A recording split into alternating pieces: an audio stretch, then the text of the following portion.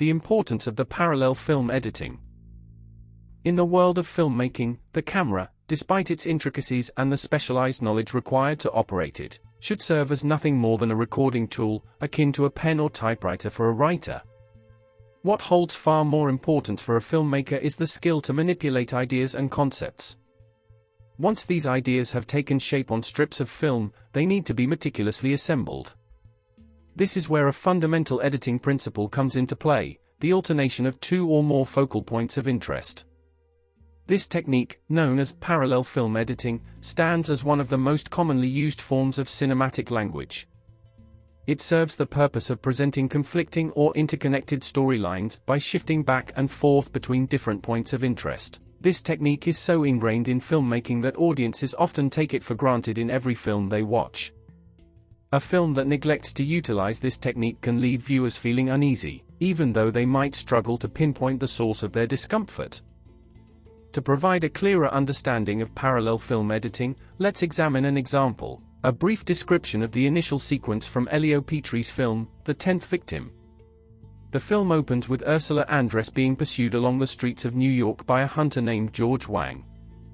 The hunter's progress is momentarily halted by a policeman who checks the validity of his license to kill. A man appears in a close-up shot and begins explaining the concept of the Great Hunt. In the not-so-distant future, citizens engage in government-sponsored duels to the death under licenses to kill. The film returns to Ursula Andress as she continues to be chased across 6 scenic locations in New York by the hunter, who repeatedly fires his gun, missing every shot. Once again, the unknown man in close-up provides more information about the Great Hunt. Ursula Andress taunts the hunter, encouraging him to keep firing until he runs out of bullets. The unidentified man appears in close-up once more, detailing the advantages of succeeding in 10 consecutive chases, alternating between the roles of hunter and victim. Ursula Andress, followed closely by her pursuer, steps onto a car's hood, leaps over a fence, and seeks refuge in New York's Masok Club. Her pursuer eventually enters the club after a brief pause, navigating the futuristic interior as he moves among the seated patrons. A master of ceremonies on the stage, the man previously seen in close-up explaining the Great Hunt's mechanics, introduces a dancer. She emerges wearing a mask and a blue and silver sequin costume, captivating the audience with her dance. The hunter sits down, captivated by the performance. The dancer moves among the club's patrons, who gradually remove pieces of her dress until only 2 small garments remain.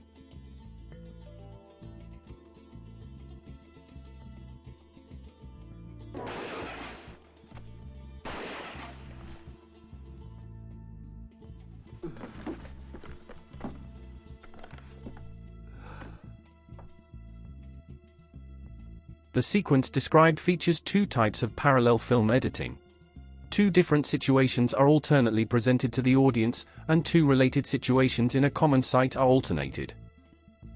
First, it alternates between 2 distinct situations. The chase through the streets of New York. The explanation of the Great Hunt.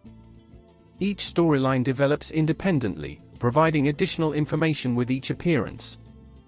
During the street chase, we observe that something unusual is unfolding.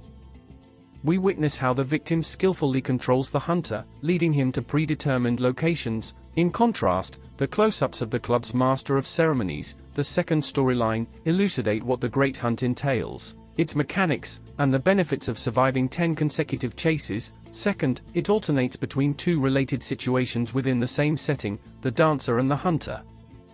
Once inside the club, the parallel film editing pattern shifts, focusing on the dynamic between the dancer and the bewildered hunter. Parallel film editing serves the purpose of interconnecting 2 storylines, characters, or distinct events.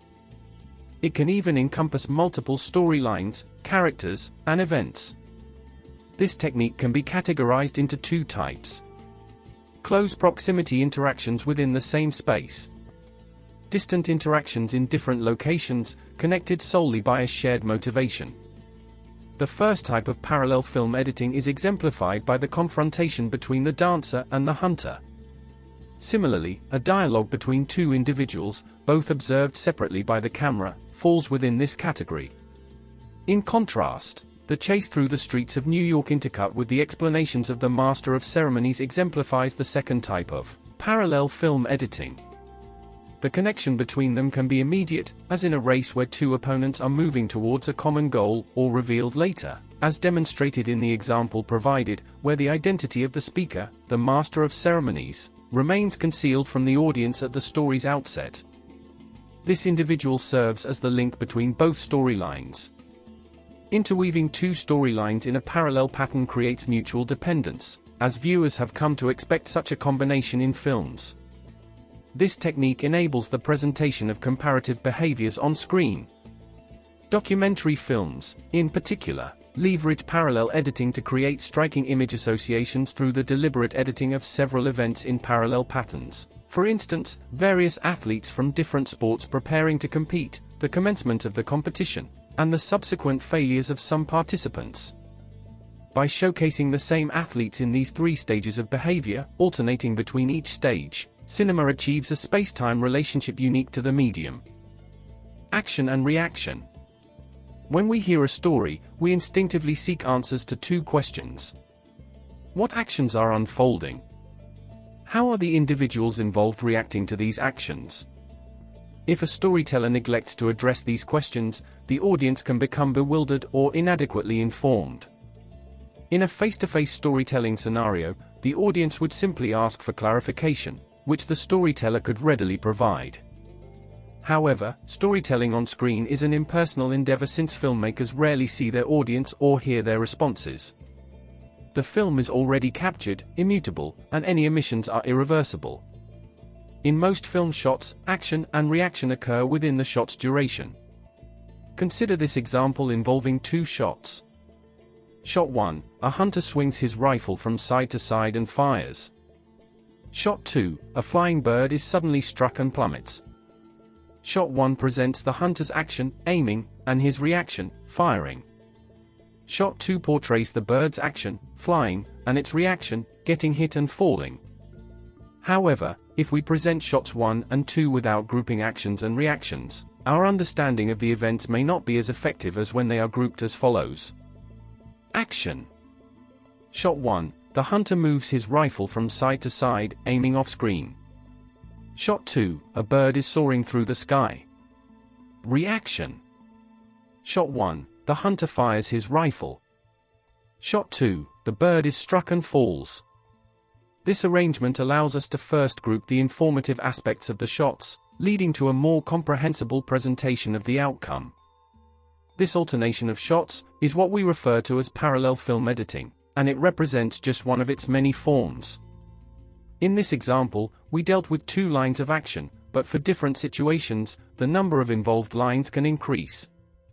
This grouping of action and reaction permeates the entire structure of a film, from combining two shots to juxtaposing two or more sequences, and, to an even greater extent, constructing the entire narrative. Pinnacle moments and understanding. The process of manipulating action and reaction, as described earlier, necessitates a selective approach in crafting a film story. Only the most crucial moments of a story find their way onto the screen, while events or actions that don't contribute significant new material or delay the narrative are omitted. The selection of pivotal moments involves the mastery of time and motion. Film editing dismantles the traditional dramatic unities of place and time. Viewers are seamlessly transported from one location to another, from the present to the past, without any warning, and they accept this narrative flow naturally. This process can be traced back to the invention of the first written language by humans. Written language forces readers to analyze and assimilate each individual graphic symbol to derive meaning.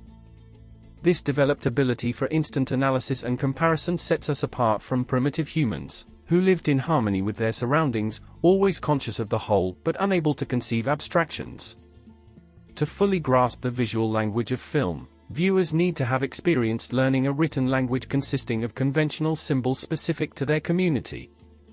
With this capability, they can assimilate a conventional method of linking moving images on a screen. As long as a succession of actions and reactions is maintained, viewers do not need to understand the physical construction of this visual language. However, for filmmakers, this action-reaction pattern shapes camera placement, sequence construction, and editing requirements. To employ parallel film editing for storytelling purposes, two approaches can be taken: short single shots and/or long master shots. The use of single shots of short duration, two or more related actions, which are covered individually through diverse camera setups. These shots are subsequently edited to shift the viewer's perspective alternately between the various actions, thus reconstructing the complete event or scene. Each shot employed, each piece of film, represents a pivotal moment within the series of actions and reactions inherent in all storylines. The primary distinction between the single shot and master shot approaches lies in how the whole event can be appreciated. In the former, the complete event becomes clear only when all the shots are seamlessly edited together. In contrast, the master shot, as the name suggests, captures the entire event from a single camera position. In practice, 2 or 3 camera positions may be used simultaneously to create several master shots. By selecting fragments from these master shots and editing them in parallel, the entire recorded event can be reconstructed using the most significant segments of each master take, presenting a fragmented view similar to the short single-shot process. A proficient filmmaker can effectively utilize both methods, each offering distinct pictorial advantages over recording a scene with a single shot. A broader perspective. Parallel editing opens up a realm of possibilities for the interplay between two narrative lines. Depending on the degree of shared knowledge between the story's characters or between the film and its audience, several alternatives emerge. Both narrative lines complement each other, and their alternating contributions build the story. In one line, the movement or intention remains constant, while the other showcases varied reactions to that steady repetition. The characters in both narrative lines are oblivious to each other's actions, with only the audience possessing all the information. Both narrative lines offer incomplete information, leaving the characters in the know but deliberately keeping the audience in the dark to pique their interest. The choice of approach ultimately rests with the story writer and the filmmaker involved.